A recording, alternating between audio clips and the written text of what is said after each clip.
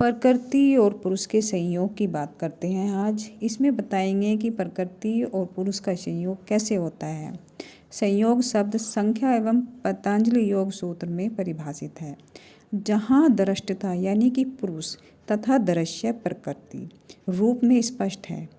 पुरुष दिखता है, पृथ्वी देखती है। प्रकृति पुरुष के संयोग में अविद्या एवं महत्वपूर्ण भूमिका निभाता है। इन दोनों का संयोग के कारण ही दुख की उत्पत्ति होती है। ये जो संयोग है अविद्या में भी शामिल होता है, जिसके कारण सुख और दुख की उत्पत्ति होती है। जब अविद्या का नाश हो जाता है तो संयोग का भी नाश हो जाता है। संयोग का नाश हो जाने पर कैवल्य की स्थिति हो जाती है।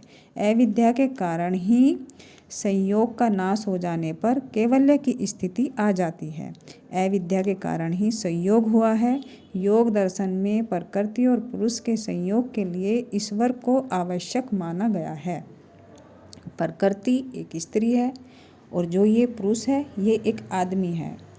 ये सम्मोहित होता है प्रकृति के ऊपर, उसके माया जाल में फंसता है और उस पर पूरा कुर्बान हो जाता है। जब प्रकृति और पुरुष का मिलन होता है तो उसमें झंझनाहट मचती है। तो जितनी भी चीज़ें हैं सभी ये प्रकृति से निकली हुई हैं। जो चीज़ जहाँ पर है वहाँ से उत्पत्ति नहीं होती।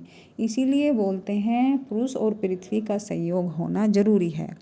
पुरुष और प्रकृति के गुण एक जैसे नहीं हैं, दोनों के पृथक पृथक है, वैसे अलग अलग है।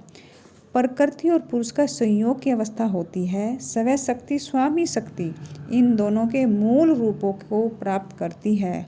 जब मूल रूप प्राप्त होता है तो दोनों का संयोग बनता है।